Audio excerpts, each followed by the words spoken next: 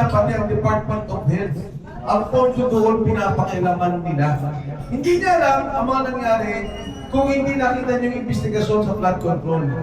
Ang sabi niya, sir, Bicolano kasi si Gutesa, yung aking mga kamag-anakan binabaha. Yung mismong isang kasama ko, pamilya, binaha, nawala ang buhay, nawala ang ari-arian.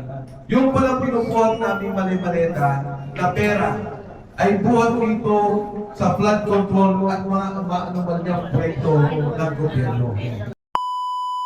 Sa ating bansa, ang naging kongresista sa Quezon City, kasama natin sa pagpagkaisa at pagpapalawak ng ating hanay, Congressman Mike Defensor. Please, let us give him the floor para sa kanyang mensahe ng pakikipagkaisa. Maraming salamat ka, Eric. Una ko, pagbati sa itinuturing kong tatay ko sa Kongreso, si Congressman Jing Paras. Nais ko rin kong kalalim kung si Jing Paras, ang tatay ko, ito naman lolo ko sa kabinete, si Secretary Jun Esperon. Ito yung patikan natin, abogado, Attorney Manny Luna. At kasama ko po ng pakikibaka. Bata po kami, pareho kami nagsimula sa kaliwa. Tama. Sika, Eric Almendra. Sa lahat po ng ating mga kasama, hindi ko alam kung nabati ko na po lahat ng mga liderado dito. Alam ko kayo mismo, mga presidente at tagapangulo ng inyong mga organisasyon. Secretary Jun, andiyan ko po. Sa inyo po lahat, alam niyo ho, nung ako'y tumakbo ang Pangulo, sumuporta po ako kay BBM at kay Pinay Sara. Marami sa atin dito ang sumuporta kay BBM at kay Pinay Sara. At ako po, sa maraming taon, tahimik, hindi nakikialam, hindi nagsasalita sa politika. Sinabi ko na rito yan na pinipilit po ako, inipitahan na bumalik sa politika, at sabi ko ayoko muna dahil gusto kong mag-focus at bigyan pansin ang negosyo at ang aking pamilya.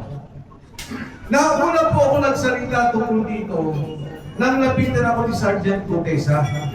Inilabing po yan ng isang kaibigan sa Universidad ng Pilipinas. Sabi niya, pakinggan ko ng taong to dahil gusto niya makakausap si Senator Dante Marcoleta. Noong nagsalita si Gutesa, nagulat ako sa mga sinabi. Mali-malitan sa labi ang i-deliver sa bahay ni Martin Romartes. Alam niyo, sinabi pa niya pati ang Department of Health, ang pondo doon pinapakialaman nila. Hindi niya alam ang mga nangyari kung hindi nakita niyo yung investigasyon sa flood control. Ang sabi niya, sir, Bicolano kasi si Gutesa, yung aking mga kamag-anakan binabaha. Yung mismong isang kasama ko, pamilya, binaha, nawala ang buhay, nawala ang ari-arian. Yung palang pinubuhat namin mali-maleta na pera, ay buhat dito sa flood control at mga maanumal niyang proyekto ng gobyerno. Kung naalala niyo po ng panahon na yun, ang panawagan ko, panagutin si Martin Romualdez. Dahil tinanong ko si Gutesa, sabi ko, Gutesa, nag-deliver ba kayo ng pera kay Pangulong Bongbong Marcos? Ang sabi niya, wala po sir. Ang deliver namin ng pera ay doon kay Martin Romualdez. Anong ginawa po nila? Pinaalis si Saldico. Umalis ka muna niya, magtago ka, huwag kang magsalita. Noong nagsalita si Gutesa, pinatawag ba yung assistant ni Saldico? Hindi. Pinabayaan makalabas ng bansa. O matapos nung pinabayaan din makalabas, si Manny Punuan, si Bersamin, pinabayaan si Amina Pangandakan. Pero itulog ko yung kwento, nagulat ako nung nagsalita si Saldico. Dahil nung nag-usap kami at kaibigan din ni para sa abogado ni Saldico, ang sabi ko dun sa tao, alam nyo, maaari nyo ito maiwasan ng 2 taon. Dahil Pangulo si Bongbong Marcos. Kakainin kayo, magtatago kayo. Pero matapos ang 2 taon, pag hindi kayo nagsabi ng totoo, lalabas ang katotohanan na ninakaw nyo ang pondo ng gobyerno at si Saldico ang mastermind.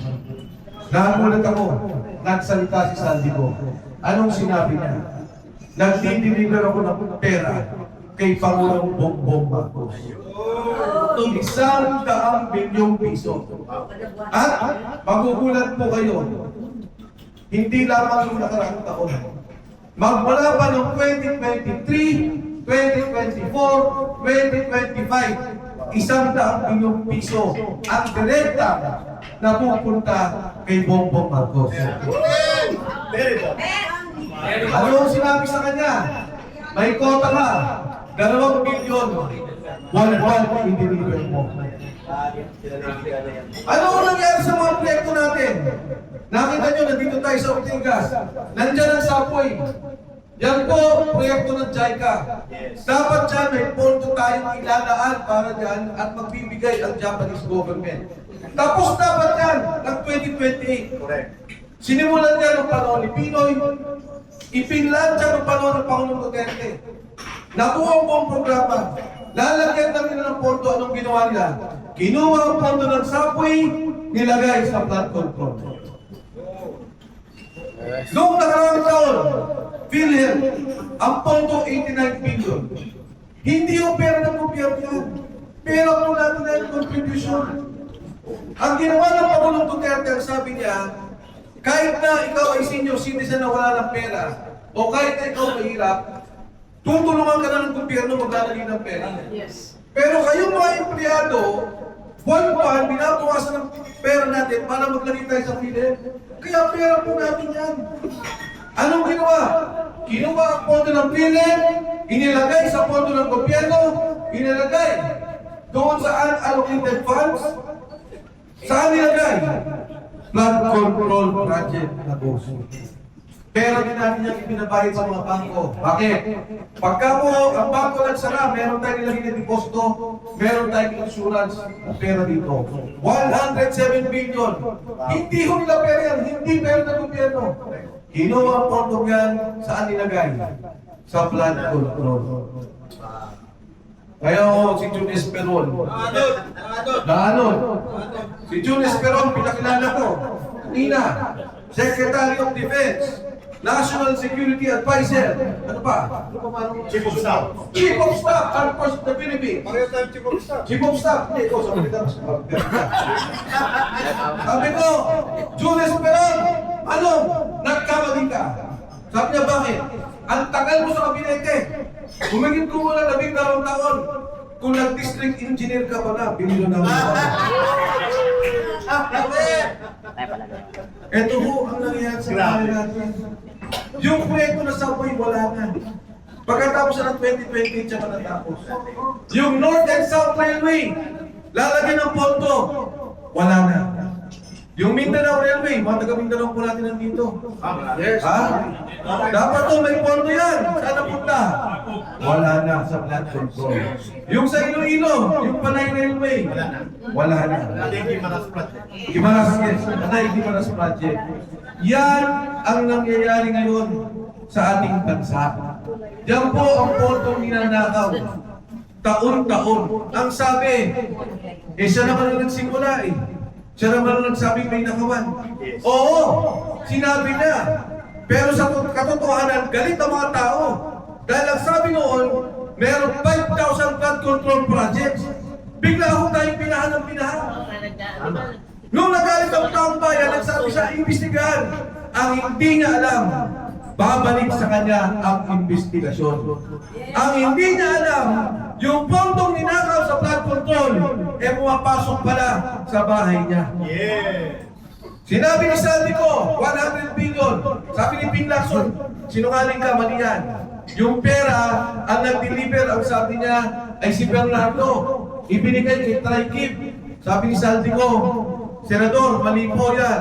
Ibang pondo pa yan. At ang binigay kay Presidente, 52 billion pesos. Yun. Isang taon lang po yan.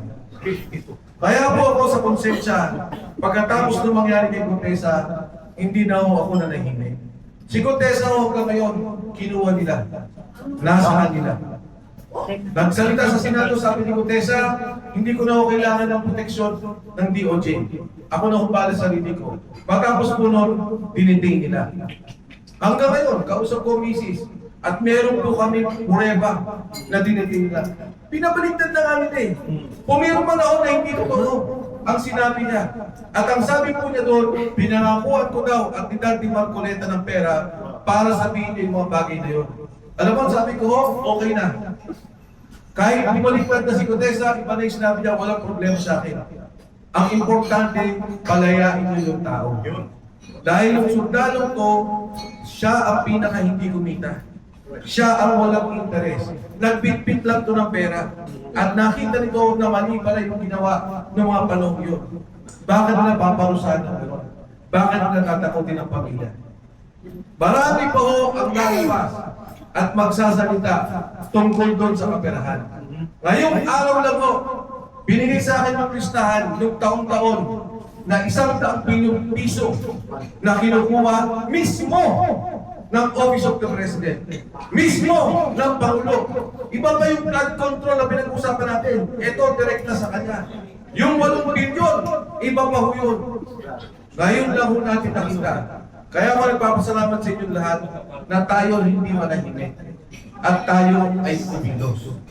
Tayong lahat magkaisa na kumilos at pag-resigning ang Pangulong ito. Yes! Importante ho ang pagkakaisa natin at ipakita natin yung ating lakas. Kahit maliit na grupo pa tayo, magpalakas at magpadami. Dahil ang EDSA uno, nabuo sa ganyan. Ang sabi ng military, withdrawal of support. Nag-withdraw ang mga sundalo, nagbaliktaran at sumama sa mga nagpaprotesta. Nang EDSA 2, nandyan na po ako, sundalo, si General Esperon, ako po'y nasa kongreso. Ang sabi ng military, we will withdraw our support dahil wala nang negosyante. Nakikita nila ang problema ng ekonomiya.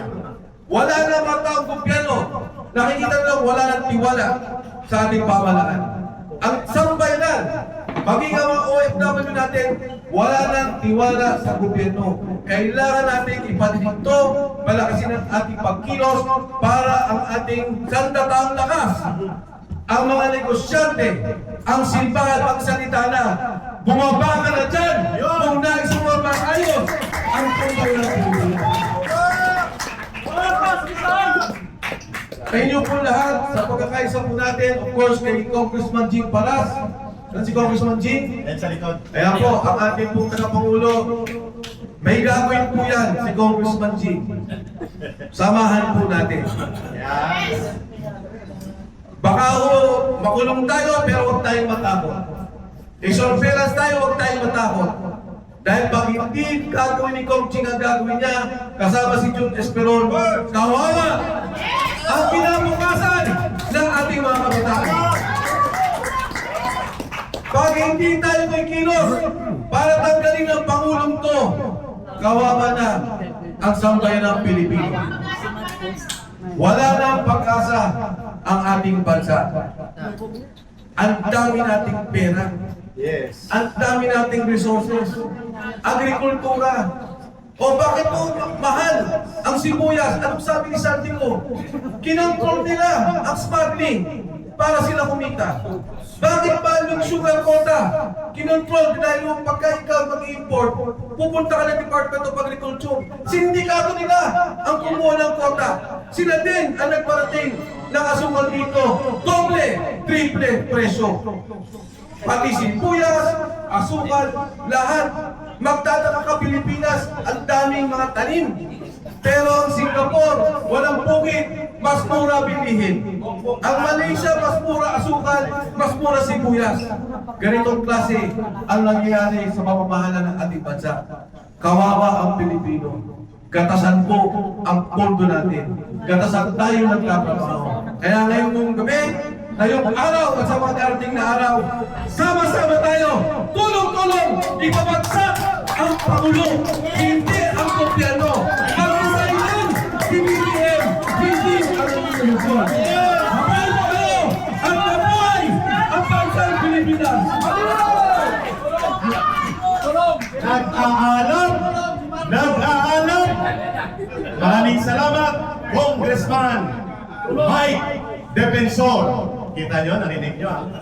Hindi na ito mapipigilan. Ang daluyong ng kasaysayan namuo at ang galit ng mamamayan patungo sa paniningil ay hindi na mapipigilan.